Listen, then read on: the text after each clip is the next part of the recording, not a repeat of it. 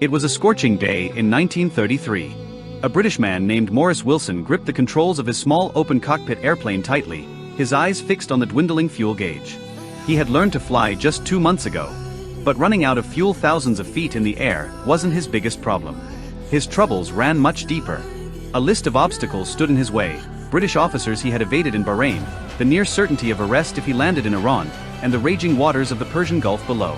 And above all, the terrifying possibility that his plane might not reach safety before the last drop of fuel was burned. Yet, despite all this, Wilson pressed on. Because the mission he had set out for was far greater than these mere inconveniences. His goal? To crash-land his plane onto the world's highest mountain, Mount Everest. Yes, you heard that right. Maurice Wilson was born on April 21, 1898, in York, to a middle-class textile mill owner.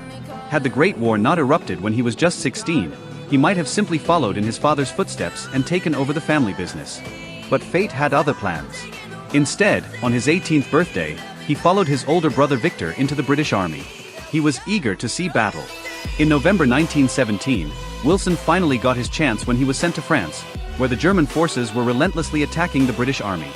By 7 a.m., 3 of the 4 companies in Wilson's battalion had been surrounded.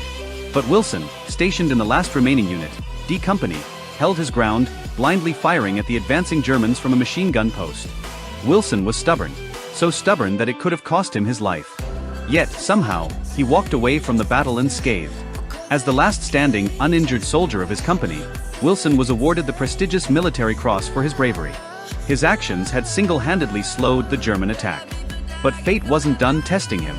Just a few months later, Wilson was sent back to the front lines in June 1918. And on July 19, his luck finally ran out. A German machine gunner spotted him and opened fire. Bullets tore through his back and left arm. Though he survived, his arm never fully recovered, leaving him in pain and weakness for the rest of his life. As if that weren't enough, while recovering in the hospital, Wilson contracted the deadly flu that was sweeping across the world. Once again, he found himself on a hospital bed, this time as World War I came to an end. But the war wasn't done taking from him. While still recovering, Wilson wrote to the War Ministry, requesting a pension for his injuries. His request was denied. Military doctors deemed his wounds not severe enough to warrant compensation. Wilson was devastated. Resentment against the government took root in his heart, a bitterness that would never leave him. In 1919, Wilson faced the same haunting question that plagued thousands of soldiers after the war. What now? He had given everything. Sacrificed his health. And for what? Feeling lost, Wilson spent the next 10 years wandering the world. He married twice, changed multiple businesses, but no matter where he went, peace eluded him. By 1932, war wounds still haunted him, and his health continued to decline. Until one day, he met a mystic who told him, if you fast for a few days, all your problems will disappear. Desperate, Wilson gave it a shot.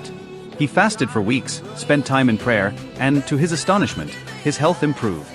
Not only was his body healed, but his depression also faded away. Wilson became convinced any challenge in the world could be overcome through fasting and prayer. Now, he needed a way to prove it. One day, he stumbled upon a newspaper article about the 1924 British Mount Everest expedition. In that mission, George Mallory and Andrew Irvine had attempted to conquer Everest, only to vanish without a trace. Wilson had found his purpose. He declared, I will climb Mount Everest alone, with nothing but the power of fasting and prayer. But there was just one problem. Wilson had no mountaineering experience. Climbing Everest required extensive training, expensive gear, and sponsorship. But Wilson wasn't interested in taking the traditional route. He wanted a shortcut. In 1932, the Houston Everest expedition made headlines. For the first time in history, an aircraft was going to fly over Mount Everest and capture photographs from above. Wilson had an outrageous idea. He would join the expedition. And when the plane flew over Everest, he would jump out with a parachute, landing directly on the summit. But after a few weeks, even Wilson realized how insane that idea was. So he devised a new plan, one even crazier. He would buy his own plane, crash-land it at 15,000 feet on Everest, and walk the rest of the way to the top, powered only by fasting and prayer. There was just one issue. Wilson had no experience in flying either. Still, he took a few flying lessons, bought an old Havilland Gypsy Moth biplane, and named it Everest. During training, His instructor warned him. Asterisk, you will never make it to India. Asterisk. But Wilson refused to listen. The British Air Ministry got wind of his plan and tried to stop him. They informed Nepalese authorities, who banned him from entering their airspace. Wilson didn't care. In front of reporters at an airfield in London, he dramatically tore up the British Air Ministry's telegram and took off, without permission. His journey began smoothly. He made refueling stops across France, Italy, and North Africa. But in Tunisia, trouble started. First, he was arrested, though he was soon released. Then, he accidentally filled his fuel tank with contaminated fuel and nearly crashed. By sheer luck, he managed a safe landing, got fresh fuel, and continued. When he reached Cairo, he discovered his flight permit for Iran was missing. Wilson suspected foul play. Perhaps the British were deliberately blocking his way. Instead of waiting for bureaucracy, he flew straight to Baghdad. Without a proper map, he bought a school atlas from a local market and plotted his way to Bahrain. There, British officers confronted him. They warned him. Asterisk, there are no landing strips in Iran. If you land there without a permit, you'll be arrested.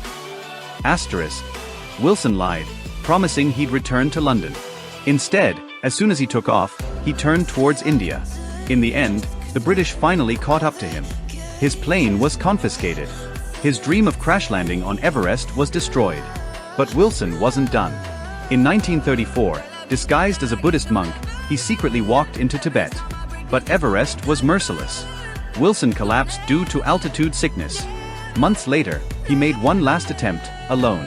He told his companions. Asterisk, if I don't return in 2 weeks, assume I'm dead. Asterisk. They waited a whole month. Wilson never came back. A year later, his frozen body was found near North Colonel. His diary's last entry? Asterisk, I am leaving again. What a beautiful day. Asterisk. And so ended the journey of Maurice Wilson, the man who tried to conquer Everest with nothing but faith.